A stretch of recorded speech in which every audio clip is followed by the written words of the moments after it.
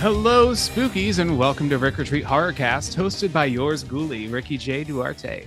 This week's guest is a fucking cool writer and director, one of the incredible filmmakers I met at the New York City Horror Film Festival, where his short film, Annihilator, completely blew me and the audience away. It won the Audience Choice for Best Short and Best Music at Scum Dance, Best Director at Knoxville Horror, and played at Vancouver Horror Show, Nightmares Film Festival, Unnamed Footage Festival, and Portland Horror Film Festival. Welcome to the pod, Kyle Mangione-Smith. Hello. Hey. How's it going? Oh man, I'm doing really well. How are you doing? I'm good. I'm so excited and happy to have you here on the podcast. You have no idea. I'm excited to be here. This is the first time I've really gotten to sit down and talk about this film at length with anyone on the record. So, well, it's actually my first time also, because I had never seen this film before this week. I'm kind of on a roll here lately. Of last episode, The Prowler was recommended to me, and I'd never seen that. And I think you are the third guest I've had that brought me a film I'd never seen, because back in October, I did Ghost Watch, the BBC docu-broadcast mock documentary film from... It's a classic. Oh, man, I'd never seen it before. It actually scared the hell out of me. Oh, yeah, it holds up astoundingly well. Seriously does. I didn't think it was going to get me, and it did. But before we get to the film that we're going to talk about, I would love to talk about you and let my listeners get to know you a little bit. Listen, you have an incredible voice as a filmmaker, and I'd love to kind of talk about the recent upsurge in queer horror filmmakers who are making actual queer horror movies. What does that feel like for you? I mean, I think it's exciting. You know, I think for me, especially with this project, and we talked about this a little bit in New York, but part of it was I wanted to make like an explicitly gay horror movie that wasn't really like anything else I'd ever seen. Because there has definitely been, you know, an uptick in that in recent years, but I kind of wanted to like push the envelope of like where that could go and what that aesthetic could look like. So yeah. It absolutely did. Annihilator is a visceral and relentless attack on the senses. And I was sitting there, it was part of a block of short films, and I was completely blown away by what I was looking at. And I even talked to you immediately after that block. And, you know, I was like, this is clear, like, this is about the queer experience. And, you know, we instantly had a connection about that. And I was curious just to feel the people around me and what their reaction was to it. What were they picking up on? How did they feel about it? And what I really love about it is that, like, there are tones in this film, there are themes in this short that are so specific to the queer experience that I almost wonder, like, what I appreciate about it is that it's not for them, like, at all. For me, like, that was my interpretation. And I thought that was really incredible to use. There's a kind of a trigger warning at the beginning of the film about flashing lights, and then the audience is instructed to play this film loud. Can you talk about the choice to utilize kind of louder than usual sound and extreme strobe lighting, and where that came from? I mean, I'm a filmmaker that I am really, really motivated and inspired by the fact that cinema can really be like an experience like that for your senses and something that you physically feel in your body. I mean, my favorite movie of all time is the Texas Chainsaw Massacre, and that's the thing that I consistently come back to with that movie It's the way like the imagery and the use of sound takes what is really like a very thin narrative and just turns it into like this absolutely harrowing experience. So I wanted to make something where like the narrative was reflected in the use of sound and the use of imagery. Um, and I mean, we'll get into this, I'm sure, but the narrative itself is really intense and extreme. And I kind of wanted to express that through the form of the thing itself. And you did so very successfully. It's beautifully shot. It's gorgeously, the color and the lighting is fucking wonderful. Your upcoming feature that Mm-hmm. you will be working on, you described it as a found footage film, right? Yes. What is it about found footage? Because that's also the movie we're talking about today. What is it about the genre that drew you to make this your first feature? Um, well, I think there's a few things.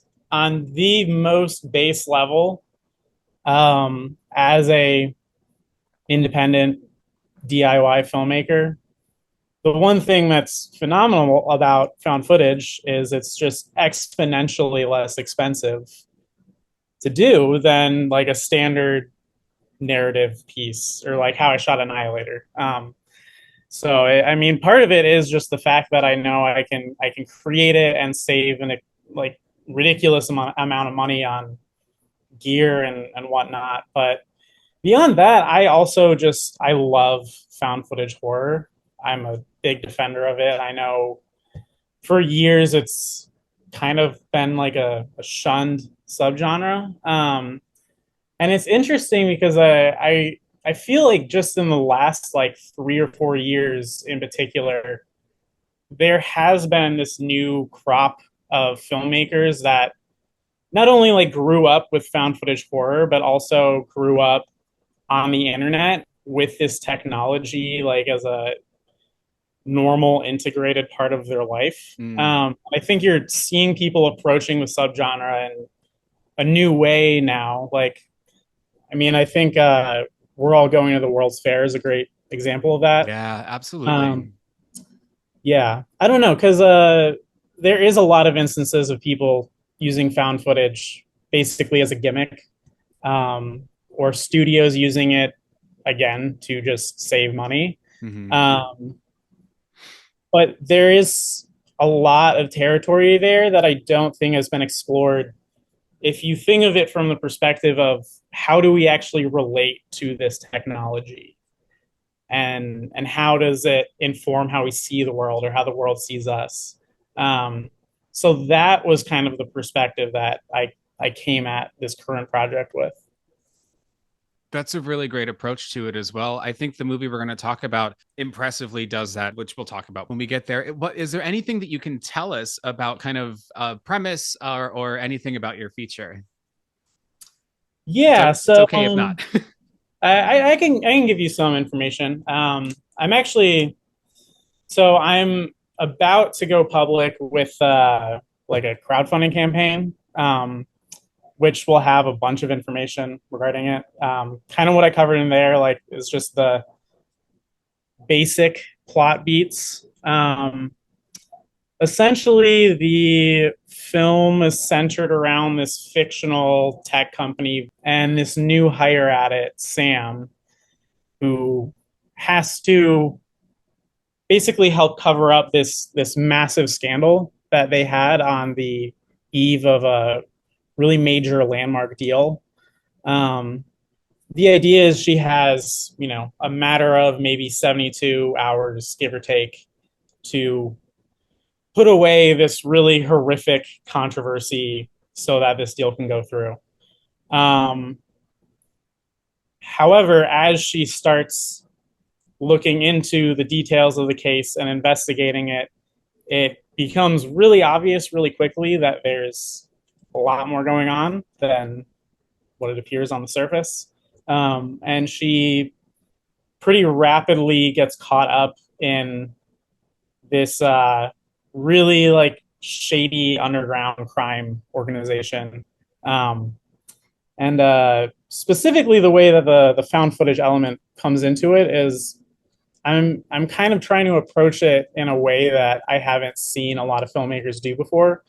So instead of having the whole thing shot through like a handheld camera or like first person point of view, the majority of it is going to be shown through surveillance cameras. Mm-hmm. Um, and going back to the narrative, part of the idea there is this crime organization that she gets caught up with.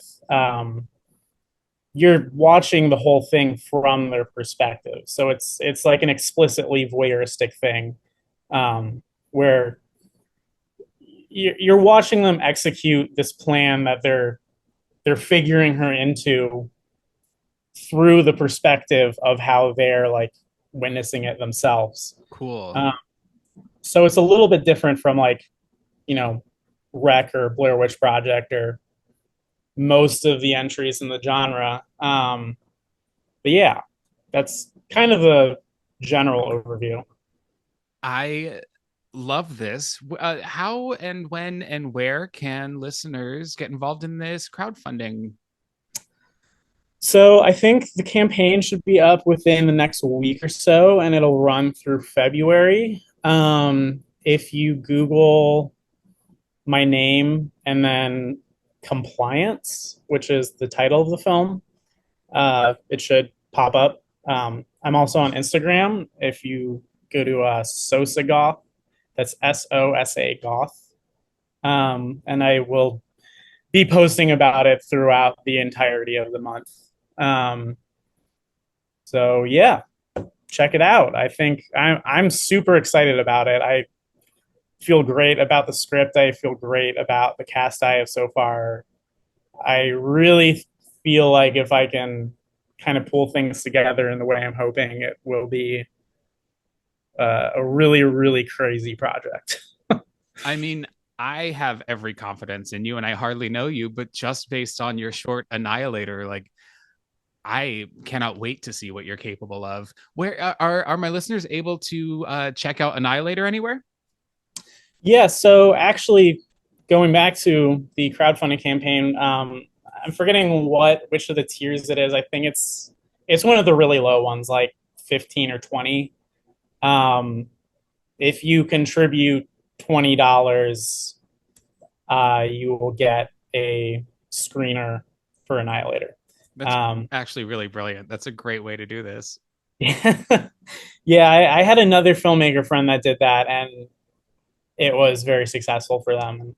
But you know, I wanted to put it like at a really low tier because I want people to watch the film. And of course, later on after the campaign, I don't know, after a few months, it will also be public. But if you want to watch it right now, that's how you can do it. Fuck yeah, get ahead of it. I can't recommend it enough. It really was like a just a changing experience for me. And actually, so I'll kind of explain why. I really like to make recommendations on recent horror that we have consumed media, so video games or books, movies, music, etc. And I normally let my guests go first, but I'm going to go first this time because it has to do with you. Okay. I'll try to make this a brief story. I had jury duty and I didn't bring a book. So on lunch, I went to a mystery bookstore and asked the man who worked there, do you have any LGBTQ authors?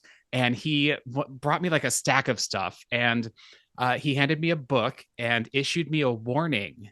And he said, this contains extreme material. And I was dressed all goth in a leather jacket and fingerless gloves. And I pointed up and down at myself and I go, look at me.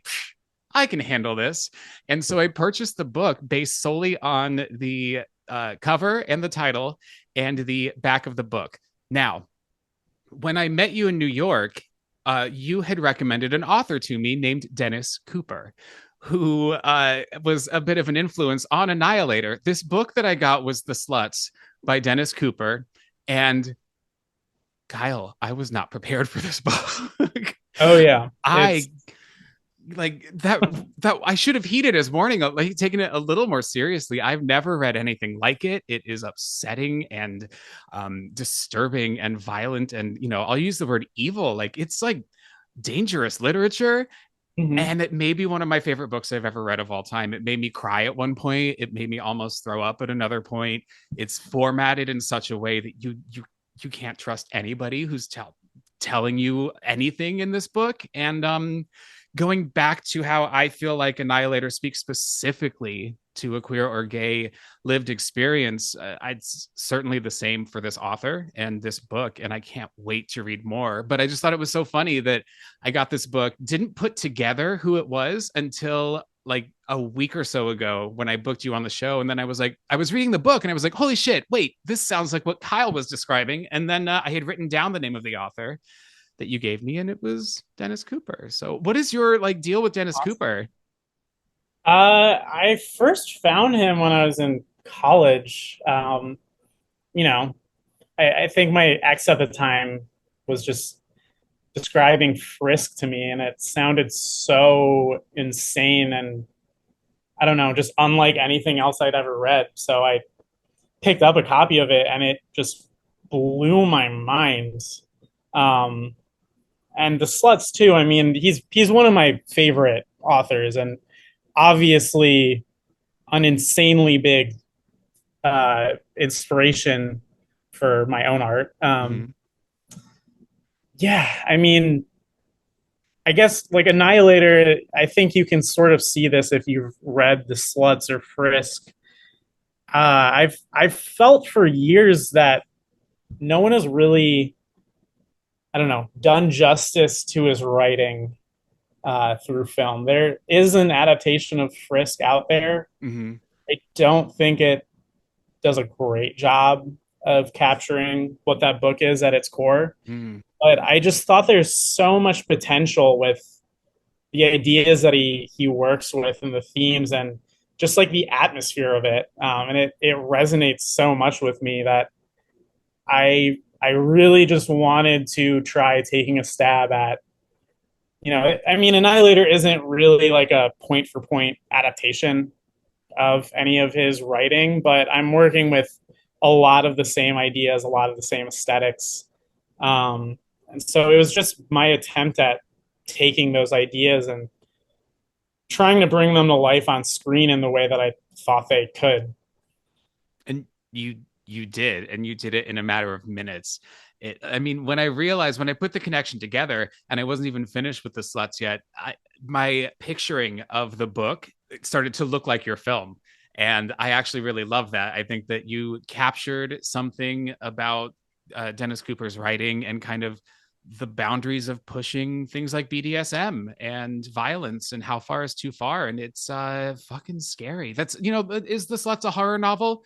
Maybe not, but it is horror also at the same time. I think horror can be encompassing of a lot of stuff. And it's this kind of book where, yes, I recommend the fuck out of this book to like 3 people that I know. Yeah.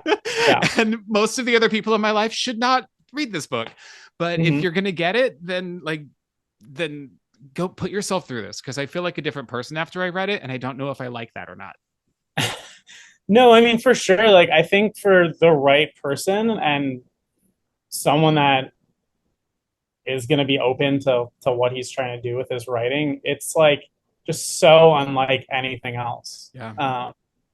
It's actually really funny. My copy of The Sluts was missing from me for like a year and a half, specifically because I like let just one of my friends borrow it because he was really curious about the book. And then like over the course of a year and a half, it made a tour of like my entire friend group. Oh wow. It's from like person to person. Like one of them would like mention it to another person and they'd be like, that sounds fucking crazy. Let me borrow it.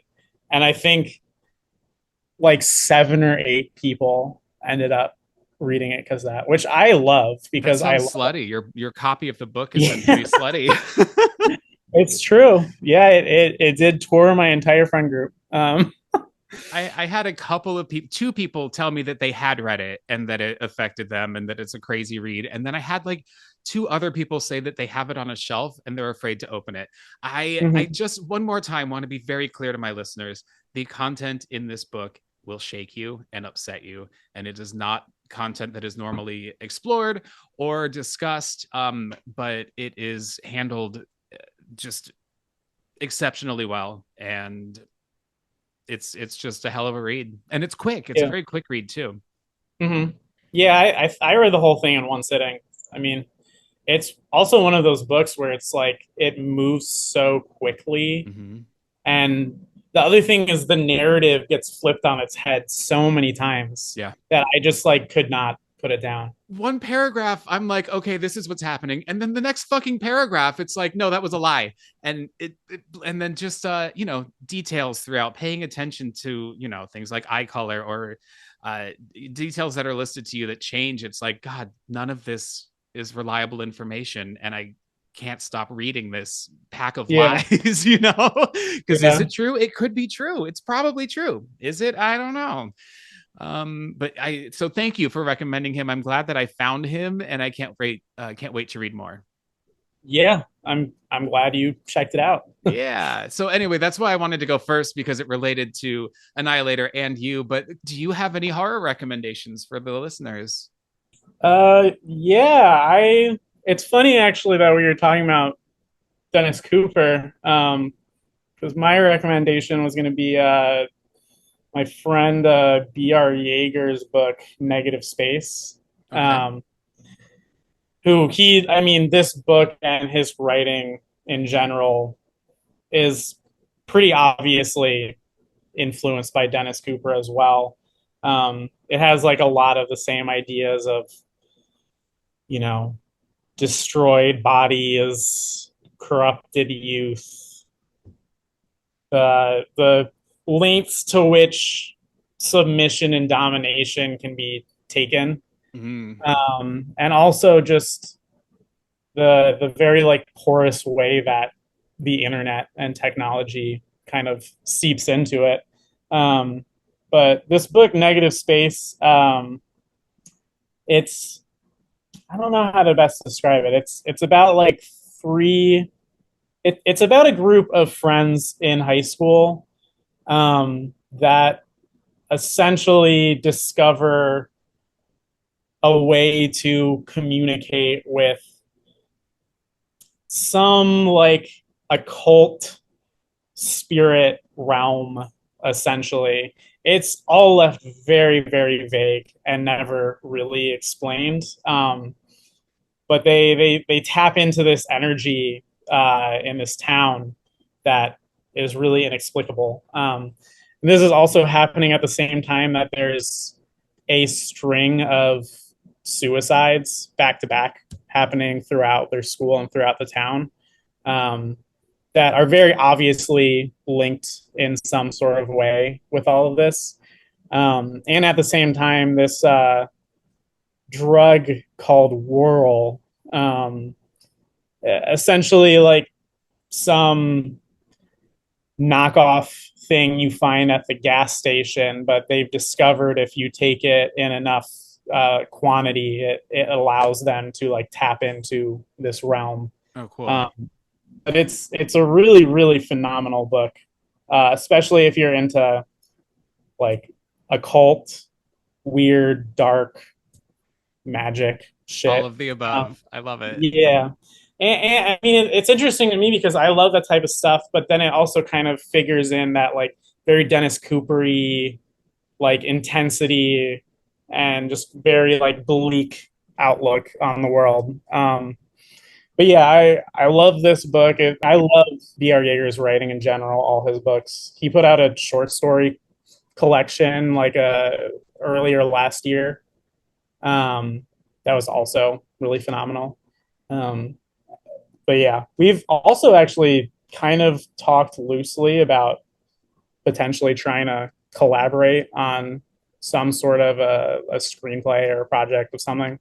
I think just because our aesthetics really kind of line up.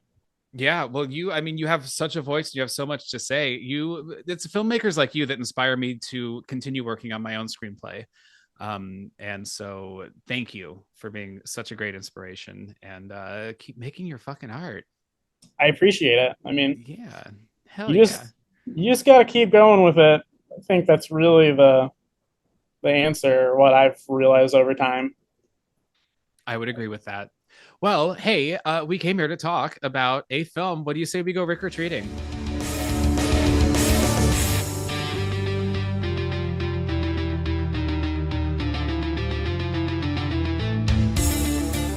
Today, we're talking about the 2007 found footage classic from Spain called Wreck. This is the actually first foreign language film that we've done on the podcast. I was going to say international, but Ghostwatch counts as international. What was it, Kyle, that drew you to this film? What is your relationship to it?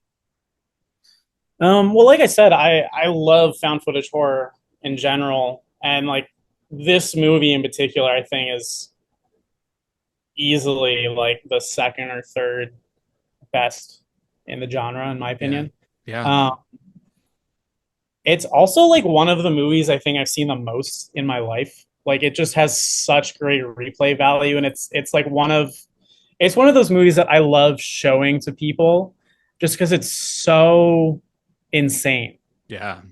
Um, it, I mean, it just the thing that I'm consistently astounded by with it is just like the pacing. Um, from the moment they get into the building, really, other than that one like really brief interview section that they Mm-hmm. have, Yeah. it's just nonstop. Yeah. It does not give you a single break. And I don't know. Like I said earlier, the Texas Chainsaw is one of my favorite movies ever, and they kind of both do that same thing where they just do not give you a single second to breathe. And they're both really tight films too. Wreck is a really quick 79 minutes. It's really impressive what they're able to accomplish in such a short amount of time. As I said, this was the first time that I had ever seen this film. I'm gonna be honest with you, Kyle. I am not the world's biggest found footage fan. When it's done well, I can really appreciate it. And the thing is, with found footage, it's kind of a subgenre that you have to dig through piles and piles to find, for me, something that really works. Yeah. I watched this week. I'm going to be honest. The first time I watched it, I was not much of a fan, but I always watch these movies a couple times before I record. And the second time gave me such a better appreciation for it. And I'm so fucking glad I watched it a second time. I also checked out Hell House LLC this week, which I had never seen. And Mm-hmm. I actually had a really fun time with that. I liked it a lot. It did scare me. Then I watched the sequel and it ruined everything for me. And Yeah. No, yeah. I mean, I think the first Hell House is a lot of fun. yeah, The sequels are, I mean, I find them entertaining, but they're not like good. great movies. But the one they actually released another one in the series just last year Yeah, that probably is the second best of the whole thing, in my I opinion. I will finish the series. I'm just, it's the second one kind of threw me Honestly, out.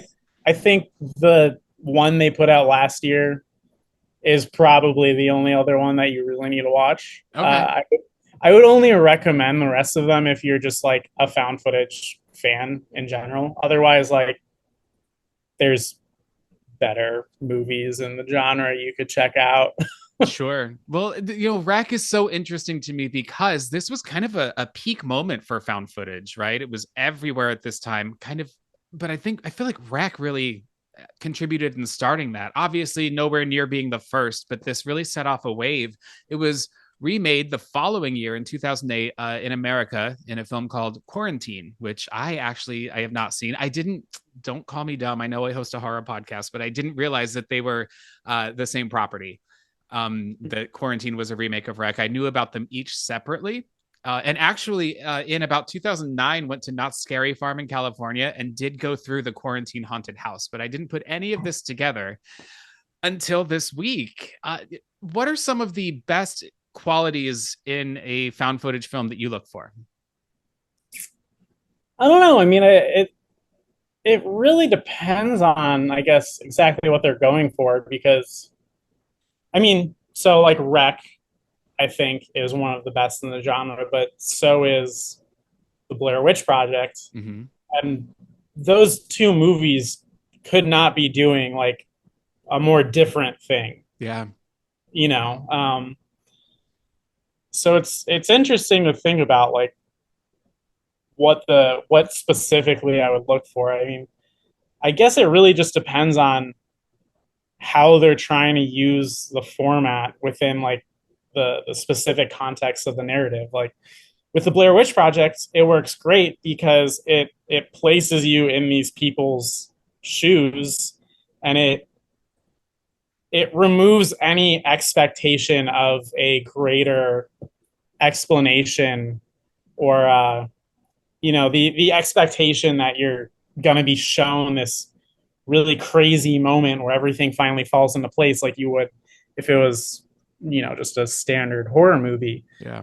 because you're just seeing the little bits and pieces that those people are able to see. Yeah. um, with something like Rec, the reason it works is because it's just so unbelievably claustrophobic and Mm-hmm. fast paced. Like you really just feel exactly the situation that those people are in, like at every moment, like especially towards the last like 20 or 30 minutes. Yeah. It just gets so fucking crazy.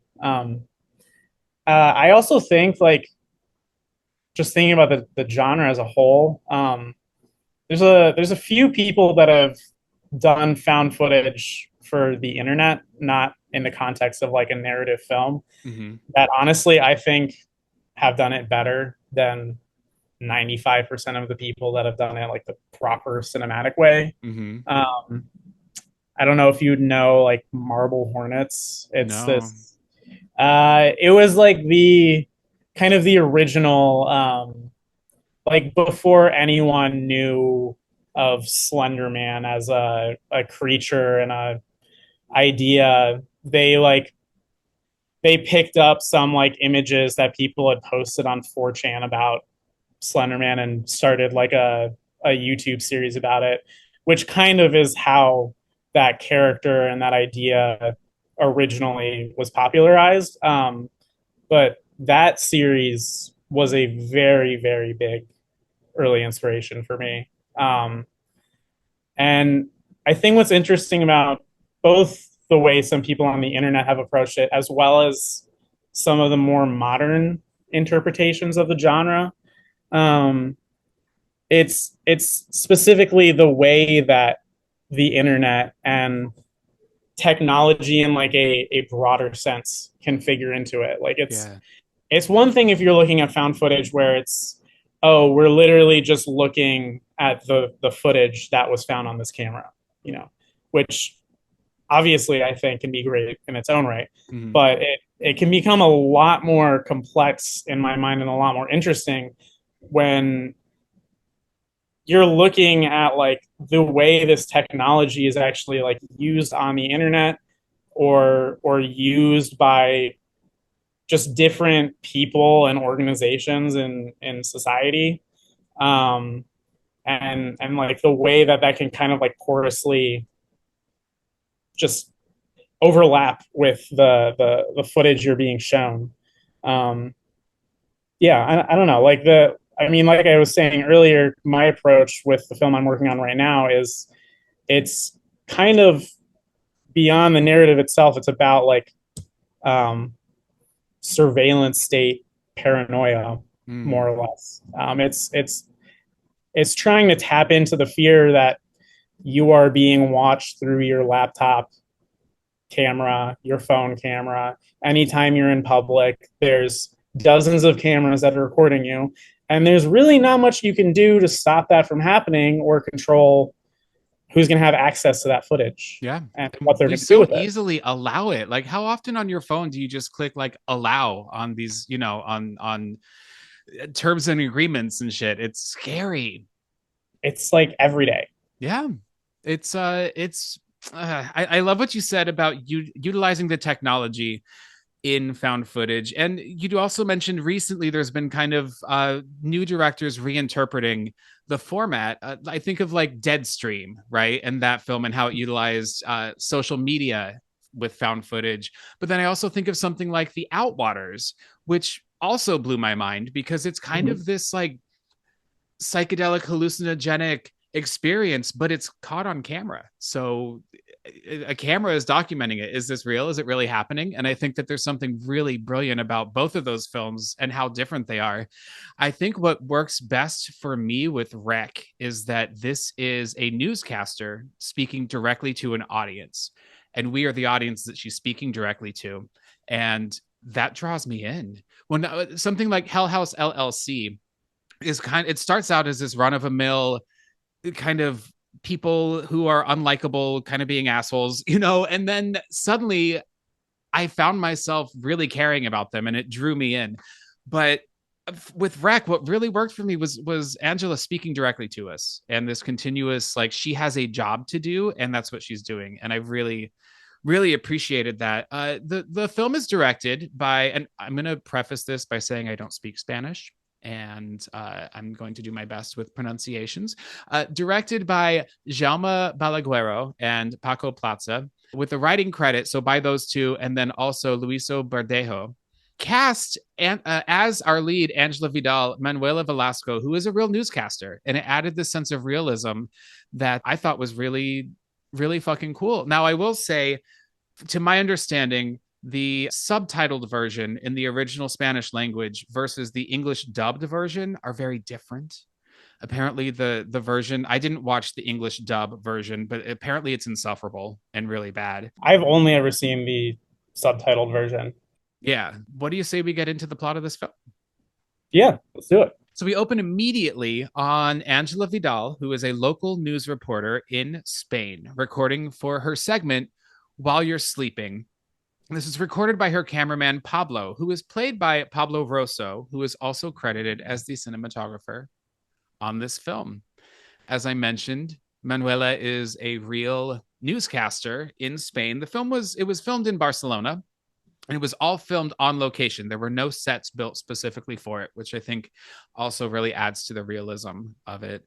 She's in a firehouse and reporting on the duties of firemen throughout, the course of one night, how they live and eat and sleep, and hopefully following them on their rounds in a fire truck. We get the sense that this segment is sort of a throwaway bit or like kind of small potatoes on whatever network she's on. But we get this great realistic introduction to her where she's doing multiple introductions and multiple takes and repositioning herself. And what I really like about her instantly is her drive. And I think that her drive is showcased really well throughout the entire film. Yeah, I mean, especially towards the end, like she just has such a force, like with getting them to where they need to go. Like when shit really starts going down, she's really the only thing that's like pushing things forward. And I don't know. She's a great actor. She's perfect for the part. She's incredible. The film has many very good performances. She carries this film so fucking well. So at this firehouse, she's interviewing the supervisor, but mentions to Pablo, the cameraman, that if this interview sucks, just go ahead and stop recording. She doesn't want to waste the tape. Now, I bring this up because it reveals to us that tape is a valuable commodity, and she kind of tells him to cut a couple more times, and then also tells him don't stop recording throughout the film as well. But just utilizing this limited amount of tape that they have is really interesting to me because it starts out as this ambitious way to only capture the things that are important, and then it becomes this, we have to utilize the tape that we have to capture what's Mhm. happening to these people. Yeah, well, I mean, at a certain point, it becomes like they don't know what's important or what's even going to happen. Yeah. So it just needs to be everything. Yeah, there's a little bit where she's kind of dressing in the firemen's uniforms, and she's taken to the cafeteria where it's dinner time. The firefighters react excitedly, both because there's a woman and there's a camera in the room. She meets Manu and Alex. They are played by Ferran Terrazza and David Ver, two of the firefighters, and she's told she's going to be following them tonight. On the way out of the cafeteria, she also motions for Pablo to stop filming again, being conservative with the tape. Now, after they have mic'd up the firefighters and sound checked, Manu and Alex show Angela around. She interviews Alex and asks what a normal night is like. And she's disappointed when he tells her that it's really mostly not emergencies, but kind of other services, broken water mains, rescuing pets. And Angela expresses that she'd actually really love it if a siren went off and that they had to go tend to an emergency. And then she's like, I don't want anything to happen, but like, she wants some good footage for her show, which she's going to get. Later, she's playing basketball with the firemen when the siren actually does go off. And they all slide down the pole from the basketball court, but Angela and Pablo have to take the stairs because of the camera. And they load into the fire truck and drive off. They reveal that it's not a big emergency, just to help an old woman who's locked in her apartment. So one of the firemen asks her, what's the name of the show again? And she tells him, When You're Sleeping. And he jokingly responds, then who's watching it? And it's kind of sad for her. Let's be real, though. Up until that point in the film, I really don't know who would be watching it. No, not at all. It's not interesting. She's not getting anything interesting. It's like, No, this is how they sleep. And this is where they keep their uniforms. it's so dry. Yeah. Which I think is hilarious just in how, I mean, it works phenomenally how it pivots once they actually get to the building. Yeah. But And it happens super fast. Once they do, they get out of the truck and the firemen tell Angela that they are bringing tools inside in case they need to break down any doors, etc. And then they enter this high-rise apartment building. By high-rise, I mean it's probably like 5 stories? I think it's 4. 4 It's stories. either 3 or 4. All right, then never mind. It's not a high-rise building, but it's an apartment building. Yeah, it's like a residential, like, Yeah, I don't know. It's a cute little Spanish apartment. it really is. Now, the police are also there, and Angela remarks upon that. When they enter, the lobby is filled with very upset tenants. And I have to say, a couple episodes ago, I did Basket Case, and these tenants who have one personality trait each reminded me of the tenants that live in the building in Basket Case. Yeah, no, I see exactly what you're saying. Yes. Yeah. They are much better actors than the ones in Basket Case. But I also, the way that these tenants are credited as well is exactly what their personality trait is. Madre Hysterica, or hysterical mother, played by Maria Lanau, says, That's so funny. I don't think I ever bothered to actually look at like the names of the characters. well, most of them don't have names. Yeah, I mean they're really just there to be turned into like rabies zombies. Right. You want to get down to it. Realistically, there's no time for introductions throughout the course of anything that's about to happen. Yeah. So this hysterical mother who's holding her 7-year-old daughter tells her that she made the call when she heard screaming from the old woman's apartment. At the end of the lobby, I'm just going to describe this space a little bit, is this massive staircase, like not a spiral staircase in shape, but in the fact that it goes round and round and round. And if you stand under it, you can see directly up. And if you stand at the top and look down, you can see directly down to the lobby. Now, the firefighters are about to rush upstairs when a police officer, who is called Polizia Adulto, or Adult Police, played by Vicente Gil, comes down and he asks about the camera crew. Alex explains they're from a local station, and Angela, like, very seriously insists they have permission to do this. The officer tells the firefighters that they are their responsibility. And he tells the tenants to remain calm as they climb up the stairs. It seems like this old woman has fallen, and the tenants are all upset because she was screaming so much. Apparently, this old woman is weird and keeps to herself. And we are met outside of her apartment by Joven, who is another police officer, and he's younger. He's played by Jorge Yamam Serrano, who is instantly annoyed by the camera, which will be a continuous theme throughout. Angela takes this opportunity to report on what's happening as they're trying to get into this door. And she's startled when they actually take the mallet and bust down the door. And everyone enters the apartment, and it's dark, and Joven tries to tell them to turn off the camera. But down the hall, we see the old woman, Conchita, played by Martha Carbonell, and she's seen standing covered in blood in a nightgown. They approach her down the hall to inspect, and Pablo happens to turn on a bright light on the camera to adjust to the dark room, but it frightens Conchita and sets her off. He is told to turn off the camera, which he sets it down. Angela insists that he does not turn it off. And suddenly Conchita begins screaming and attacks the older police officer, chewing on his neck and pulling skin and veins out of his neck. And it's fucking glorious. Mm-hmm. Practical effects in this abound, and a lot of the shaky cam and a lot of the found footage format doesn't allow for us to get a really close look at a lot of the detail, but it's there. When you see it, and it's beautiful. Yeah.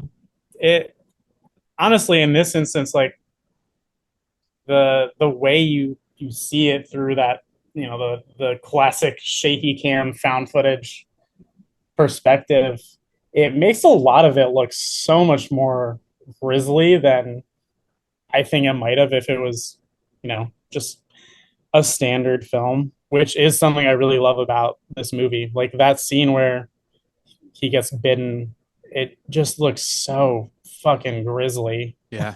It's gross. It's And nasty.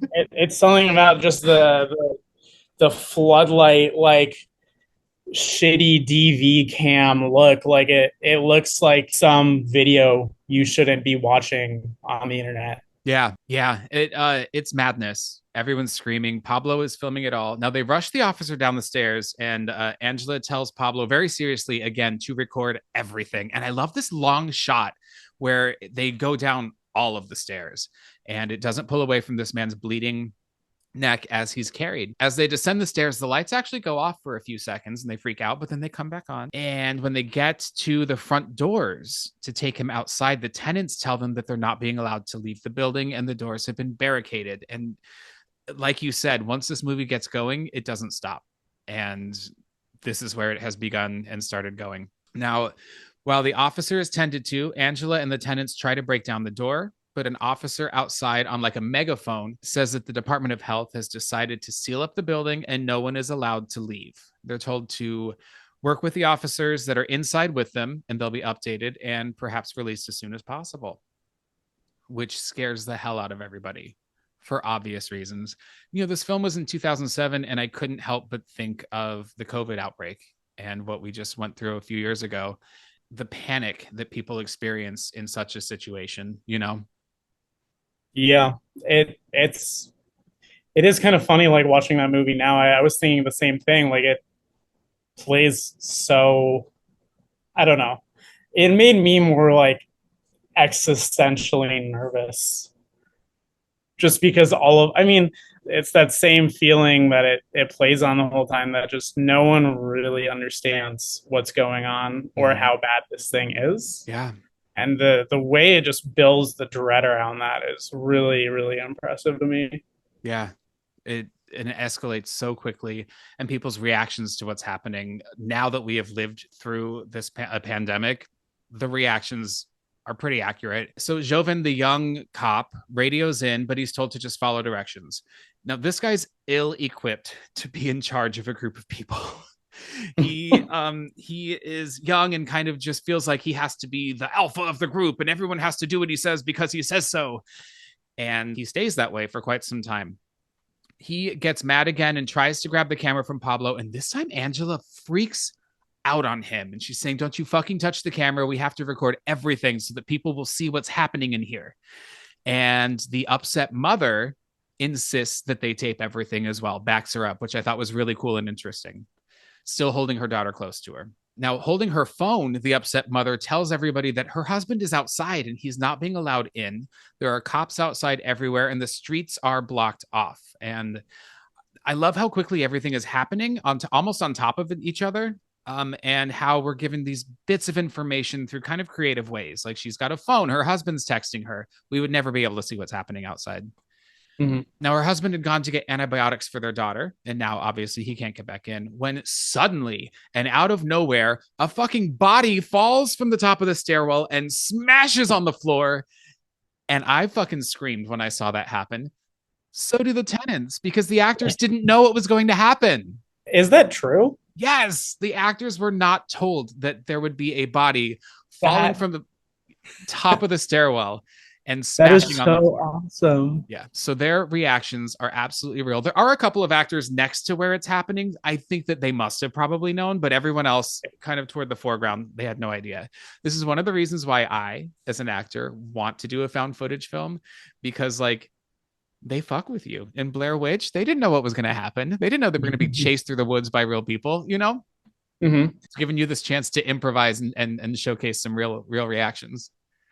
That jump scare in this film, I think, is one of my favorite jump scares in any horror movie. It's there like it's just I think the thing that really works about it for me is like it's actually more horrifying when you get beyond the initial jump. Yeah. The image of him on the ground, just like a mangled body, like it actually gets worse once you get past the initial just jump of it, Yeah. which is not something that I think a lot of filmmakers accomplish very often. The feeling of it doesn't go away because we hear people's reactions to it even later during the interview portion. We do discover this is Alex, one of those firefighters that Angela was following. We hear someone screaming upstairs. So Manu and Joven go upstairs to investigate. They tell everybody to stay downstairs. And then Joven grabs the camera and shuts it off. But Angela and Pablo turn it back on and start to sneak upstairs to see what the hell's happening. And Angela insists they keep recording, and they go back into Conchita, the old woman's apartment, Pablo first, and they can hear someone moaning down the hall.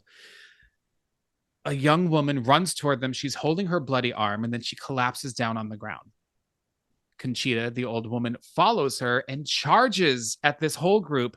Joven withdraws his gun and shoots her 3 times. He did warn her. And Conchita falls to the ground dead. And he gets mad because Pablo recorded the whole thing, but Manu allows them to keep recording. So this whole sequence is so good. Yeah. Because Angela is so shaken and she steps up super close to the camera, and we can still see Conchita in the background on the floor dead. And you keep waiting and waiting and waiting for her to stand up, and she doesn't. So now I'm nervous because nothing happened, and I'm already built up for the next time that something's going to happen. We discover that there's an entrance down in the lobby to a neighboring textile warehouse. It's through like this metal garage kind of door. Manu and Joven go looking for another exit while Angela follows, reporting, but the exit has already been blocked off. The upset mother remarks that her daughter is getting worse and her fever's going up. She has tonsillitis. That's why the dad was bringing antibiotics. From outside, they are told again, don't leave the building, that all exits have been sealed. A health inspector is on the way to investigate. Now they're told BNC protocol has been put into place. And Angela asks Manu what that means. And Manu tells her it's a protocol used for biological, nuclear, and chemical threat situations, which has a profound effect on the reactions of the tenants hearing that news. A tenant named Guillermo informs them that the wounded are stable, but they won't stay that way for long. Guillermo is like a medical intern. And then Cesar, played by Carlos Asarte, won't follow Joven's instruction and go back to the hall. He's saying that their phones and their TVs and their radios are no longer working, and he wants to know what the hell is going on. After obtaining a key from the concierge's office, they run to another potential exit where they think they can jump from a patio. It's not too high. We also learn that there's an unaccounted for tenant, and she's referred to as the Colombian girl, and she's also credited as that. This is going to end up being the girl that we saw with her arm bleeding in Conchita's apartment. They do comment that she is dead. Now, they rush upstairs to this patio, but they are met with officers in full armor and guns and dogs, and the massive plastic sheets are then secured over the exit. It's just like this kind of now they really accept they're not going to get out of the situation moment. Yeah, that image in particular, I think, is so central to like the way that it just ratchets up tension in the first third of the film, because you see that the front door is locked and like you hear commotion outside up until that point, but when they get to the window and there's like an entire row of like police officers in SWAT gear, Yeah. and they're physically like sealing off the building, it's this moment of like, oh fuck, this is this is like really serious. Yeah. Yeah. It- Everyone gets upset. They start yelling at each other. And Joven pulls out his fucking gun and pulls it on everybody and starts screaming at them, telling them to go downstairs and shut up. And it gets really quiet. And then from outside, we hear someone on a megaphone say, "Remain calm," which is just this moment of like really needed, like a giggle, you know? Mhm. It's funny. Now, this voice tells them that a doctor from the health department will be allowed into the building and they need to follow his directions. He's on the way. Stop trying to leave. Joven lowers his gun and calms down. It's really awkward, and he apologizes because now he's pulled a gun on everybody. So they've seen that side of him. He's also fucking shot somebody already. Uh, Yeah, like he's he's honestly a terrible cop. terrible, Like, impulsive, like bossy, but not in like a leadership way, but just in a shitty bossy way. yeah, like he tries to. I don't know. I feel like he consistently acts like he's trying to do what's best for the entire group, and really just consistently fails at every single turn. And in moments like those, it's like so obvious. Like, yeah, you really don't care about anyone but yourself here. So He's like a very much he's following the orders that he is given, and he's, instead of looking at the situation that he's in and the people around him, he is blindly doing what he's told by the authorities outside. yeah, Granted, when it comes down to it, the authorities outside are really just doing what's best for the rest of the fucking world. yeah. Now we cut to Angela, who's reporting an update and talking about the events of the evening. It's now about 2 a.m. And as the injured are attended to, Angela interviews the tenants. And it gets kind of interesting here. Like you said, this is kind of the break that we get, really the only one. She Mm-hmm. tells Pablo, if there's an interview that isn't going well, just cut it, like cut the tape and save it. So we talked to Guillermo, who played by Carlos Vicente, and he says that he's only a medical intern and he's never been in such a serious situation before. He knows how to give injections and take blood pressure, and that's about it. Next are Abuela and Abuelo, grandma and grandpa, as they are credited, and they are interviewed. They are played by Marisa Teresa Ortega and Manuel Blanchard, respectively. Abuela says she heard loud screams and woke up her husband. She insists that something strange is going on. Someone did something in the building, and that's why they're locked inside. Next, we interview a woman who is credited as Japanese woman, played by Akemi Goto, and she speaks in Spanish, but it's clear that it's not her native language. She recounts in tears that the fireman fell from above and how upsetting it was for her. Her husband, credited as Japanese man, played by Kao Chenmin, calls out to her in Japanese. She responds, "I love her performance here because it feels so fucking genuine." She's really good throughout the entire thing. Mm-hmm. Next is an interview with Jennifer, the little girl. Claudia Silva is the actor playing her. And we learned that Jennifer's dog, Max, was taken to the vet because he got sick. The upset mother, Jennifer's mother, remarks that there must have been something upstairs, that people don't just fall like that. So she's saying that there's something upstairs that threw Alex down them. And I just love, she's like, "I'm definitely going to sue. I'm going to call the newspapers and I'm going to tell everybody what's happening in here." Next is Caesar. This is a really weird moment in the film, and it kind of I had problems with it the first time I watched it, and then I got it the second time. He's combing his hair. He's very aware that he's going to be on camera.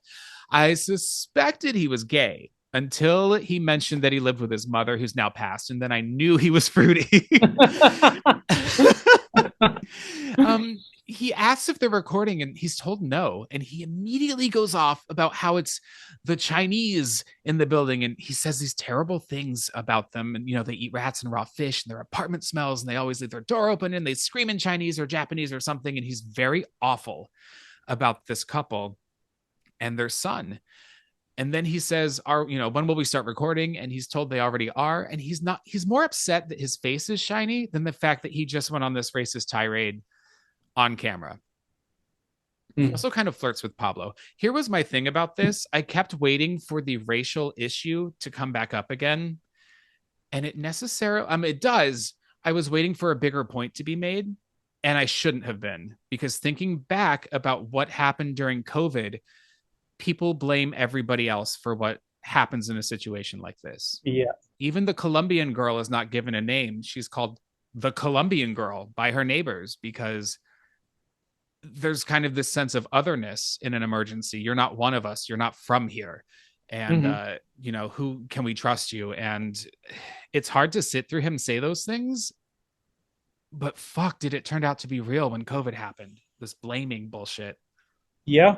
I mean, I feel like that entire segment is feels pretty like realistic in terms of how people would react in a moment like that. But it's interesting because in a way, like none of those things ever come back up because beyond this point in the film, they really don't have a single other moment to even really discuss what's going on Yeah. or where it could be coming from, or even that little bit at the end, like they give you a like kind of little clues and hints here and there, but it's all just like it's seen very passingly.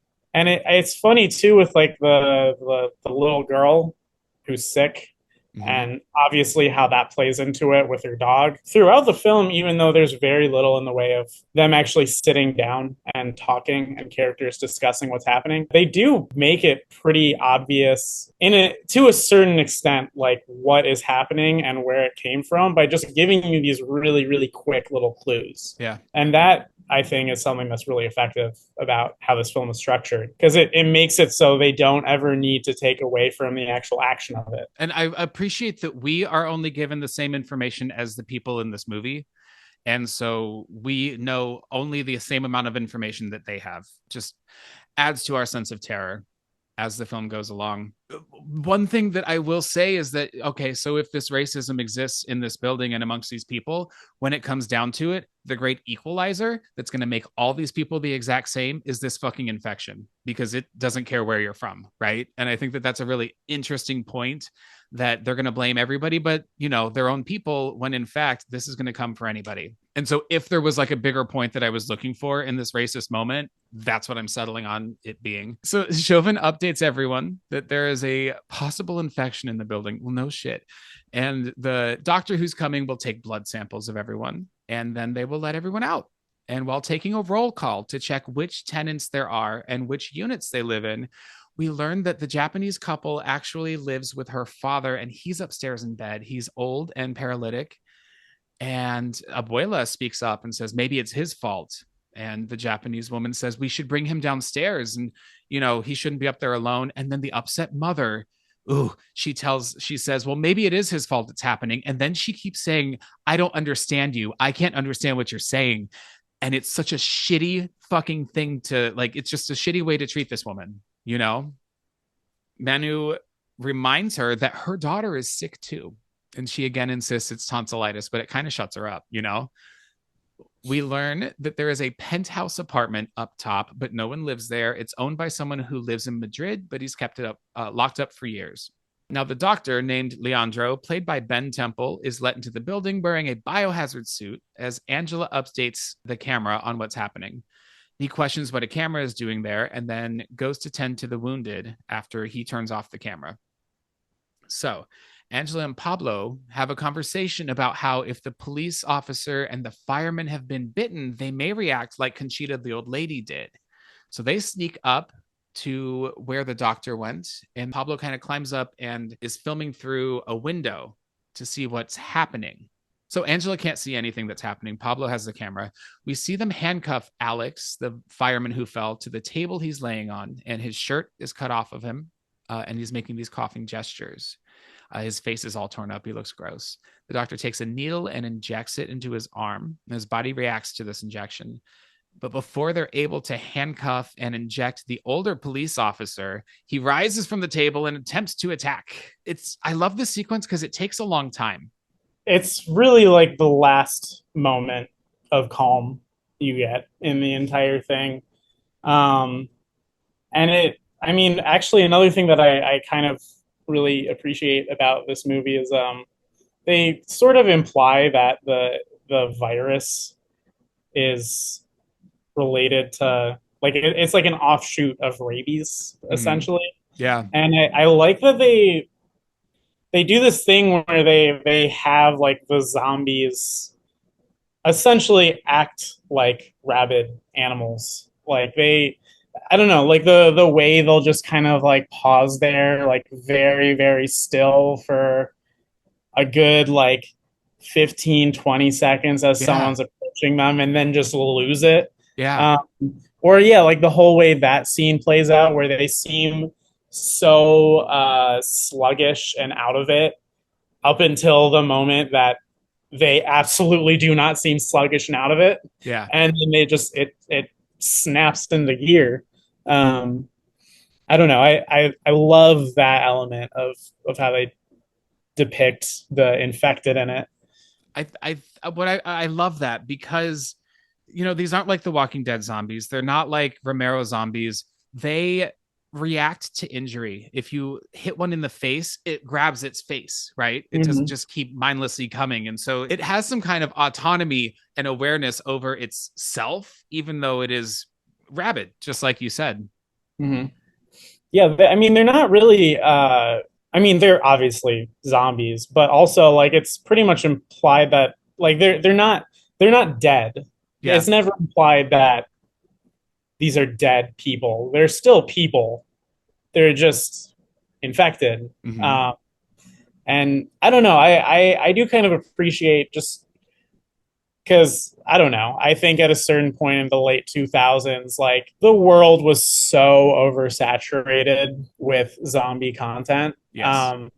that it's refreshing to me at least that in this movie they actually clearly put some thought into how can we approach this in a way that has some depth to it, isn't just like the obvious choice. And also like they do a lot of world building as to like what this infection is and how it operates. So I think that's really impressive in its own way. Agreed.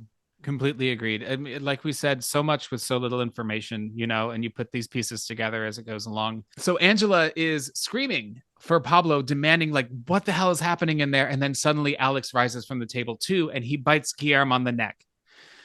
Pablo tells Angela, start fucking running, right? She's like, what's happening? He's like, just keep running. So as they do, the doctor, Joven, and Manu all exit that room as Guillaume begs for them to let them out. Guillaume was just bitten. He's insisting that he didn't get bitten, but it's clearly too late for him when he slams on the glass door and it starts to crack the glass. The group begins to run, and they close the giant metal garage door behind them. So now they are only in the lobby and the staircase. Manu and Joven gang up on the doctor, and they force him to tell them what the hell is going on. And he tells them that a couple of weeks ago, a sick dog was brought to the vet. And after a bit, the dog went into a coma. And moments later, when it woke up, it was extraordinarily aggressive and it killed all of the other animals. It took several tranquilizers to subdue it before putting it to sleep. And then they traced the dog back to this building. And Angela figures out this was Jennifer's dog that the little girl was talking about before. And everyone stares at the upset mother who's holding her daughter. And she still says, it's just tonsillitis. And the doctor explains that he thinks the dog spread the infection through its saliva. And then out of nowhere, Jennifer bites her mom's face and starts screaming almost inhumanly, covered in her mother's blood, and then runs upstairs. Her mom tries to follow her, but she's detained. And this gets really upsetting. It just hit me, she's handcuffed on the railing of the staircase as she's screaming, and just her cries and her begging just really hit me. I thought it was a fucking powerful moment. Manu is given a needle by the doctor and told to inject the little girl immediately. So they run upstairs after her, but they hear a bizarre roaring sound from high above. And they enter Conchita's apartment again, the old woman. But Conchita is no longer laying where she had been laying when she got shot before. They hear a sound from the other end of the hallway and they follow it. And they're calling out to Jennifer. And this little girl appears behind them and she looks really bad. Her eyes have turned red and her face is pale and she's got blood all over her. And Joven takes the needle and approaches her. And Manu is eerily shining the flashlight on her face in the darkness. And Jennifer attacks Joven and bites him on the neck. And she's just screaming and making these awful, awful sounds. Joven holds the little girl down and tells everyone to run. She's already bit him. And on their way out of the unit, Conchita jumps out of fucking nowhere. And Manu wastes no time and busts her in the face a couple times with his mallet, and she collapses to the ground, dead again? Question mark. She, already got up again. Now they run downstairs and they run into the Japanese family who are running up the stairs. Guillaume has escaped and he's trying to crawl through the bottom of that garage door. I'm obsessed with the way they use that garage door in this scene too. Just with the woman like handcuffed to the railing, and then at the same time, like this garage door is just a piece of shit. It will not stay closed. Like there's absolutely nothing that they can do. Like they might as well have not even closed it.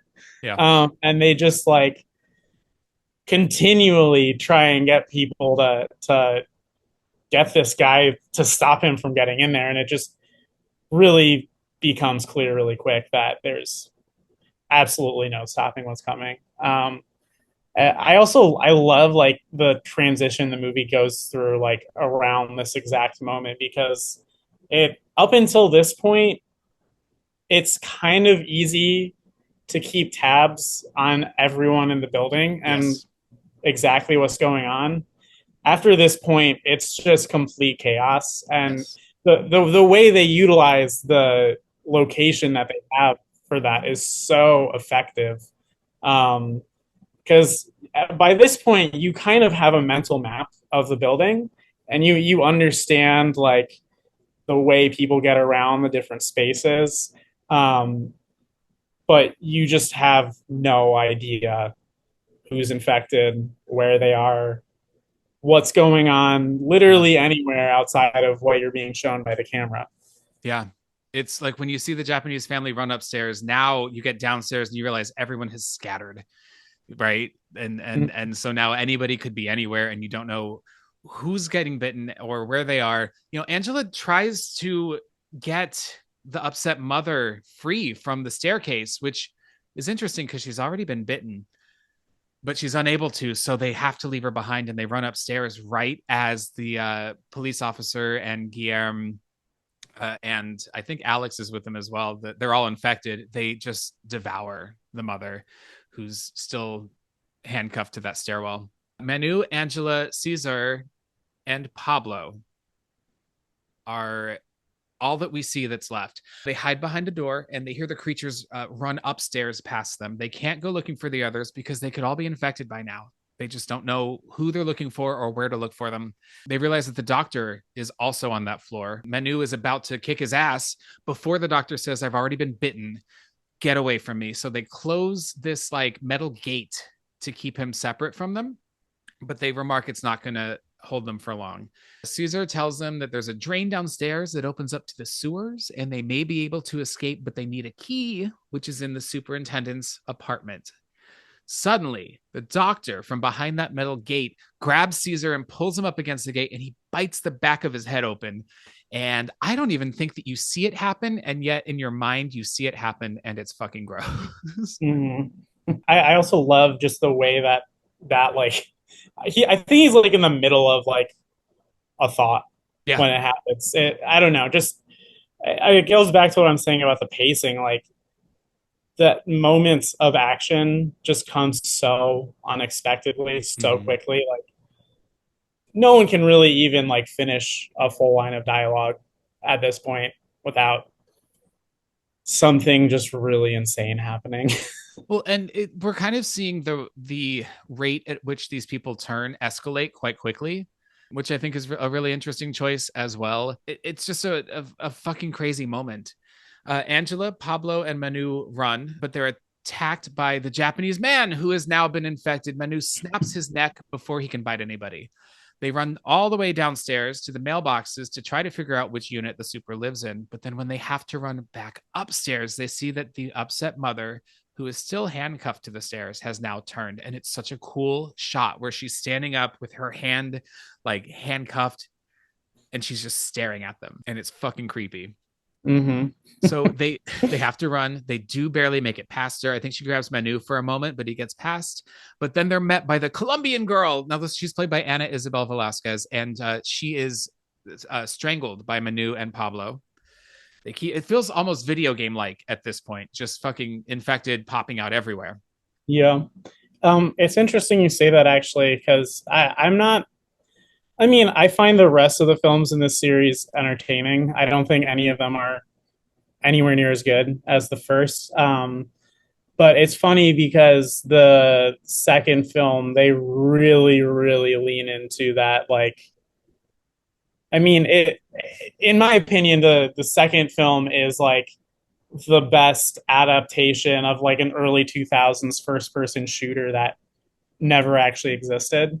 Yes. And you see a little bit of that at the ending of this movie, but uh, for context, the second film, it takes place right after the ending of the first film, but it's Oh, a SWAT team that's entering the building got it. and trying to clear it. And it really just plays like a first person shooter.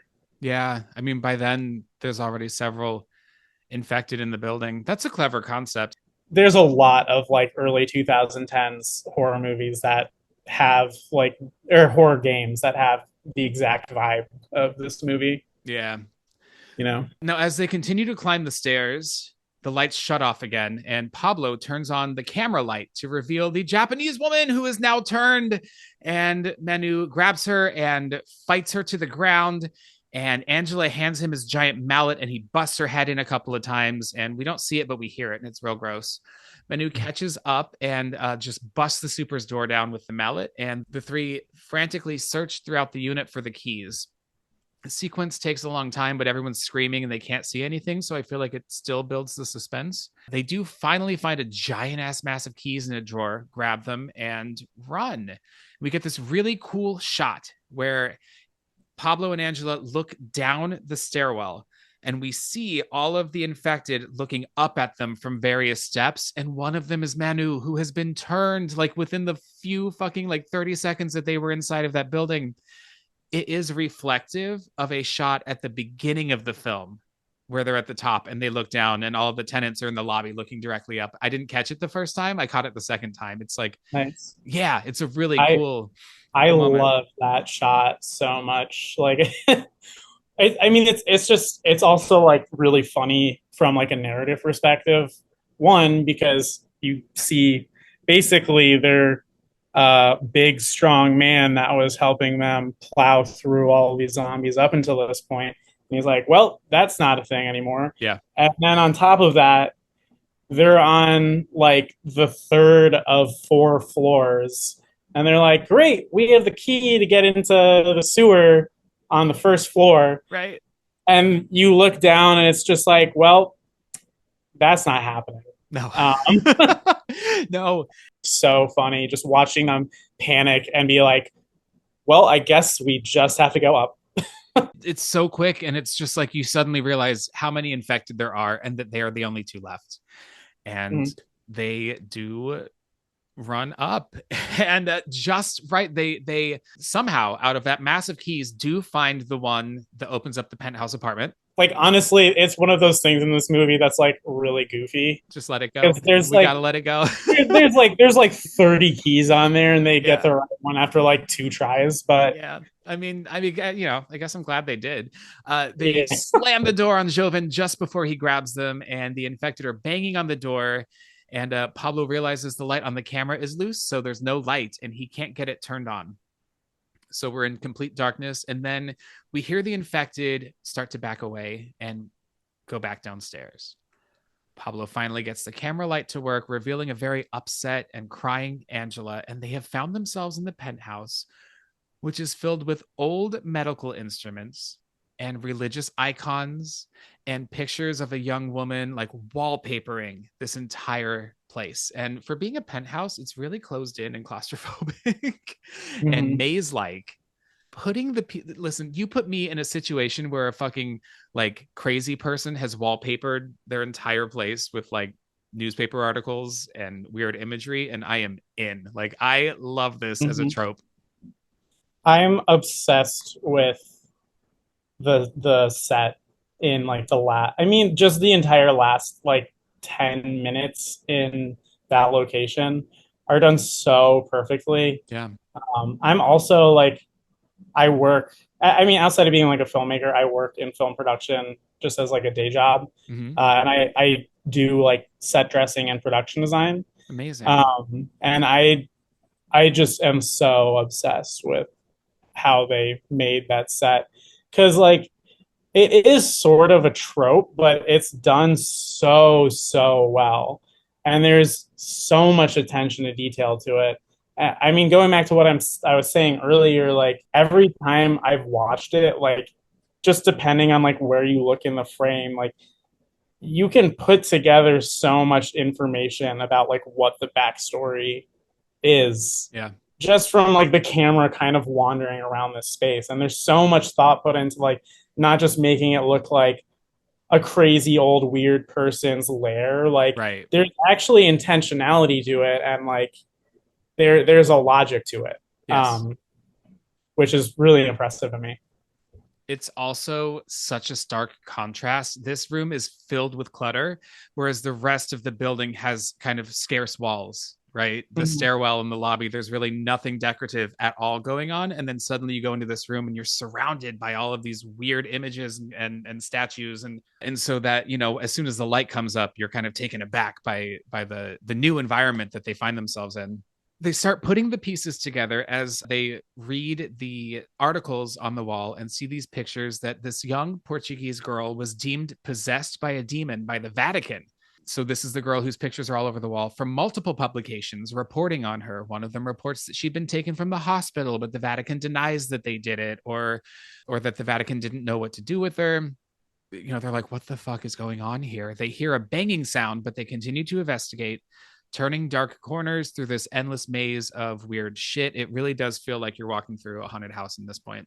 They do come across this old timey tape recorder. This is the big problem that I have with this movie. And they decide to listen to it. Right now is the best time to press play on a tape recorder.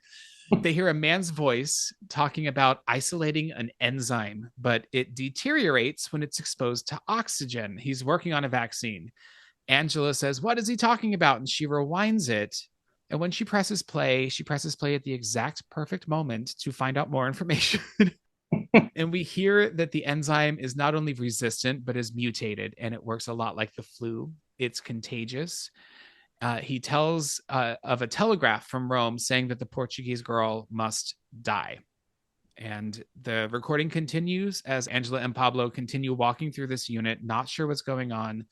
And we hear the man on the recorder saying, kind of in the distance, he will seal the girl in the room and hope that she will be contained as long as the seal isn't broken. May God help us if this goes wrong. I just want to take a moment and talk about this reveal because this movie's what, 18 years old? And literally like a month ago, this reveal was spoiled for me when I was listening to another podcast. So I went into this movie knowing what was going to happen in the last like 15 minutes. And I think it made me go into this movie less excited because when it comes to anything revolving around demonic possession, I instantly check out. I think The Exorcist is the only film that did that right. And it's because The Exorcist is not about demonic possession, it's about faith and loss of faith and family and so much more, right? Yeah. I didn't love this until I started really thinking about it.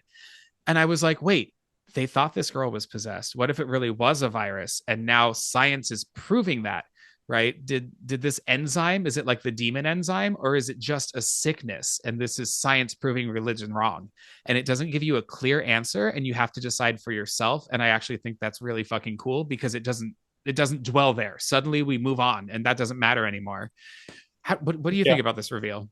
I've kind of always interpreted it the way that you did similarly. Like I mean, I feel like the point is they're trying to like if you look at the infected up until that point, they don't really seem that far off from the kind of cliche that we have in our heads of what possession looks like, at least Mm-hmm. in films and popular media. So I kind of like the idea that they like tried curing this girl through an exorcism and then realized like this is something beyond what we can understand. Um, but I don't know. I do appreciate that even with all the clues and information they give you, it is kind of left ambiguous still at the end. It's like I don't know. They give you enough to kind of like mull over in your head, Yes. but there's never any moment where it actually like explains for you point for point what happened and how this infection got out into the world. And I'm always someone that thinks tell your audience less, Mm-hmm. um, and let them Yes. draw their own conclusions. So I appreciate that they took it the way they did. Hell House LLC is a perfect example. Part two tries to give you this too much, Yeah, like the bad guy monologues for 10 fucking minutes. Stop talking. I don't want to I see know. I don't want to see Leatherface without his mask on. I want him I to be scary because I can't see it. I don't want to know why this haunted house is yeah. fucking satanic worshipers, and I don't want to know why in Rec this is happening. I want to Mhm. maybe have my own idea, but these people in the movie don't have a clear answer, so I shouldn't either. Yeah. I mean, I think that is kind of also obviously the genius of like the Blair Witch Project. Mm-hmm. That final shot in it is just so iconic. I mean I've always been obsessed with it, specifically just because like it gives you nothing. I mean, if you pay, I won't go that deep in that film, but like if you pay attention to like the lore that they explained earlier The on, like Rustin Parr and yeah, the Rustin yeah, Parr like of it all. him standing in the corner relates to the myth that they're building, but that is the only thing that you are given. Yeah. I think that that's why that movie still lives in the way that it does. I really firmly believe that less is more in storytelling and show me, don't tell me. And especially in horror, I just don't need it. I don't want it. Mm-hmm.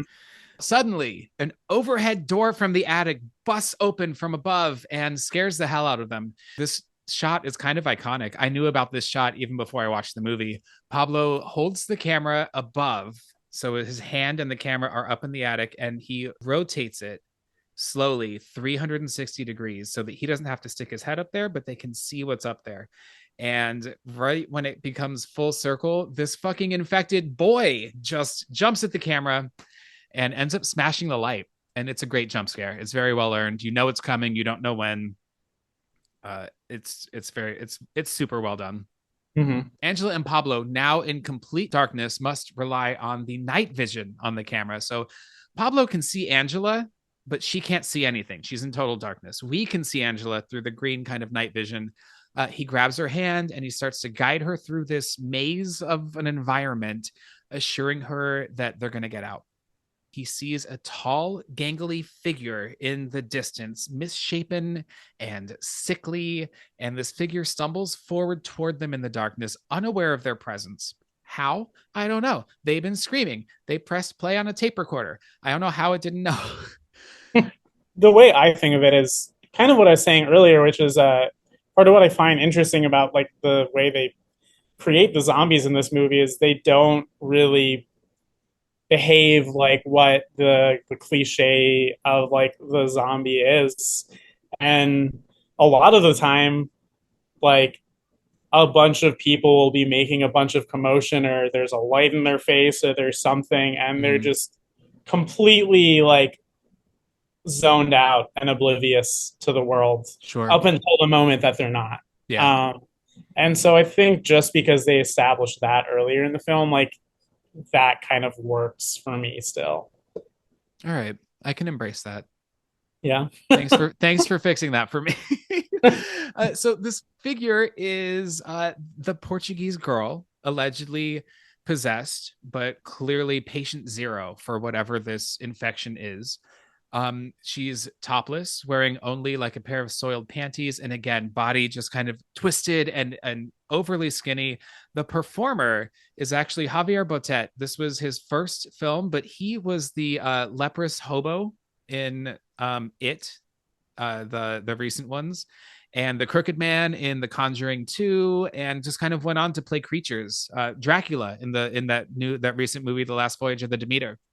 So went on to have a really cool career, but this was his first film. Cool. So this creature is banging around aimlessly and they're trying to sneak past her, but Angela bumps into something and it starts chasing after them. We get glimpses of it and its deformed face. She starts kind of clamoring around and banging on shit, searching for them in the darkness. I will say that when I first saw her, I thought she was CGI by just maybe the way that she was moving, but this was, I saw set pictures. This was practical makeup. It's really, really good looking. Yeah, no, the way they create that, like the final creature, like, I mean, even I've seen this movie so many times, and even just like watching it again 2 or 3 days ago, I was really just astounded by what they were able to pull off of that. Like she, because you look closely, and it is really obvious that that is a person. That's not CGI. That's like it's all practical, um, which is really insane because it just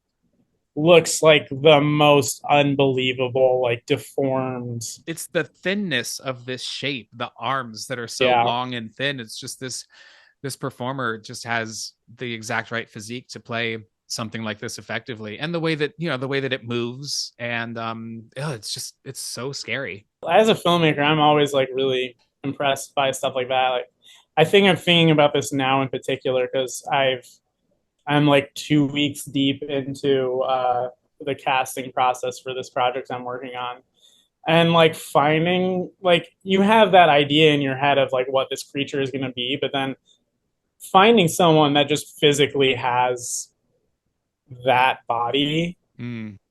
to pull off that effect is so difficult. Super tall and super thin. Look at Doug Jones and his career.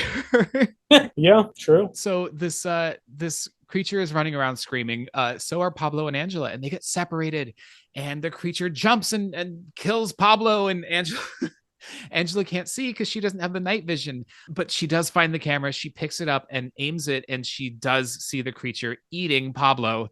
And it runs toward her and she falls to the ground. And so the camera is now facing toward her. We hear the infected start screaming around in the building. And then she crawls toward the camera slowly and then is dragged by her feet backward into the darkness. And we hear her, a quote from before, talking to Pablo when she said, "We have to record everything, Pablo, for fuck's sake." Title card, wreck with the logo on the poster, and then a metal song plays over the credits. And that's the end of the fucking movie. Side note, I think the credits music is so funny. It's so, It's so out of place. it Like, takes me out of what just happened so hard. I know, I think it's so funny because like so much of that movie is like it's played so like straight faced and bleak and dark. And then it's just like the cheesiest, like it sounds like it would be in like a like the menu music for like a motocross game from 2004 or something. Like it's Yes. so out of it cracks me up every time. Yeah.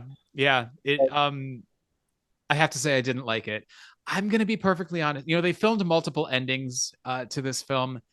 I don't love her getting dragged out into the darkness and then that's the end.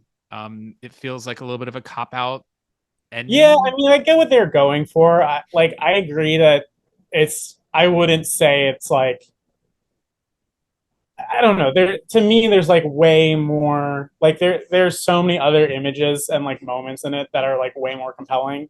Yeah. That is sort of just like a yep, and then she's gone. And I've seen it done so many times. I can't remember if I've seen that done before this movie came out or after this movie came out. You know? No, I don't know. But the whole rest of that scene in the penthouse like is just works so well for me that Yeah. I can forgive it. Yeah. But that is Wreck. And I Yeah. am super grateful that you shared this movie with me. On the podcast, we have a rating system. A movie is either a trick, which means it's okay. It is a treat, which means you loved it, or it is a smell my feet, which means it sucked. Kyle, how do you rate this movie? I am gonna give it a treat. I love this movie, as I've said. I mean, I don't know. Honestly, I've seen this movie maybe like 9 or 10 times just because I think it's a really fun one to show to people for the first time. Yeah. Um, so yeah, definitely a treat. I think the first time that I watched it this week, I put it at the low end of a trick, really still appreciating why it has such a following and why people love it so much. After the second time that I watched it, I'm gonna place it at the high end of a trick, like almost a treat. And it's elevated for me by the filmmaking, the quick story, and how little we find out as we go along, and also the performances, particularly by the woman who plays Angela. I think that she again carries it super duper well. It is definitely one of the best found footage films out there in a genre that is just not my favorite, but I recommend this movie. I would watch it again, and I would definitely share it with anybody who's just curious about found footage. I really do thank you for it. I just needed to see it and I just didn't. And so I'm glad Mhm. that I finally did. So thanks. Yeah, I'm glad you did too. I mean, I totally get it too because I mean, I think even now still found footage isn't really among horror fans in general. It's generally frowned upon. And I'm always trying to get people to give it more of a chance because I do think you are right that the vast majority of it is really, really stupid. It, Like the vast majority of found footage films are really terrible. I have the watched. VHS movies, I just keep hoping that we're going to get another good one, and we just keep not getting another good one. Like the first two are I mean, excellent. yeah, I there hasn't been one so far that I wasn't at least entertained by. There's usually like at least like one segment, like one or two that I think are really fun. I Yeah. actually did really like the most recent one just because like some of those segments were like a lot gnarlier than most of those movies go. But yeah, I mean, there is a lot of really really bad found footage movies out there. It's just for me like the ones that do hit and the ones that are worthwhile are so like such a specific vibe and such a specific aesthetic Yeah. that I don't think you can like the energy of a film like this I think is really difficult to capture in the same Mm, way in just like a standard narrative horror film. yeah. I think there are a handful of instances that have that same, like the same pacing and the same atmosphere and the same whatever, but it's just really like there's something about like when found footage is done right. That's just so unique to me. You've made me a believer. I think what I accepted finally about found footage in this. Okay, so like if a movie starts and it says based on a true story, I know it's not based on a true story. You're Yeah. bullshitting me. So found footage is the same thing. I know this isn't really found footage, and it's like I feel like watching this movie and appreciating it has opened my eyes to just fucking let that go and experience what this genre has to offer.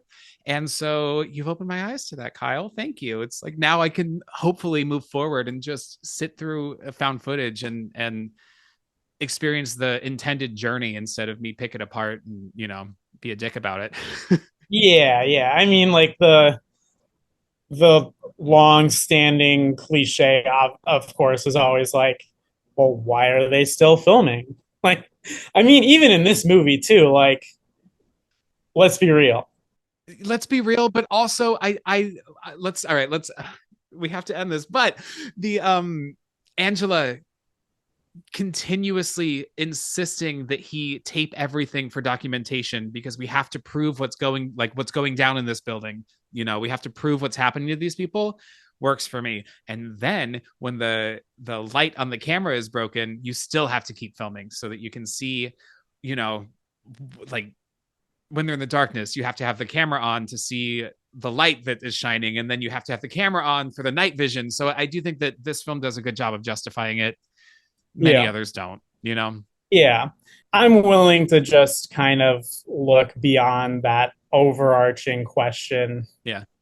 a lot of the time if it's done well otherwise. I think it's really just a matter of how you're willing to approach it. I will approach it differently moving forward. Kyle, I can't thank you enough for taking the time to be on the show. Seriously, I was really looking forward to having you, and I'm so glad that you did this. Where can you tell my listeners where they can stalk you? I'm not sure if I mentioned it earlier or not. I'm on Instagram at Sosagoth. That's SOSA Goth, all one word. That's kind of my main social media and where I post the most about projects that I have in development or projects that I have out in the world. So if you want to see more about Annihilator or the film I'm working on now, I would say go check out my Instagram. Fuck yeah. And you really need to. I highly recommend Kyle as a filmmaker and as just a really cool person. If you want to follow the podcast at Rick or Treat Pod on all platforms and subscribe to the YouTube channel because it's taken off and doing really well. Thank you again, Kyle, and we'll see y'all later, spookies. Thanks for coming Rick or Treating. It'd be a real scream if you'd take a moment to subscribe, rate, and review the show on whatever platform you're listening on. The show's spooky intro and outro music is a cover of Camille Saint-Saëns's Danse Macabre with orchestrations composed and performed by Lestat von Monlicht.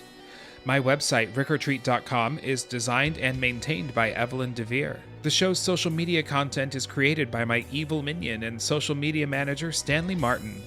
The Rick or Treat logo was designed by Philip Romano. Contact information and links to these artists can be found in the episode description. Check them out, they're frighteningly talented. Rick or Treat Horrorcast is independently produced by me, Ricky J. Duarte of Rick or Treat Productions. If you like what you heard, tell a fiend. Friend. If you didn't, well, they're coming to get you, listener.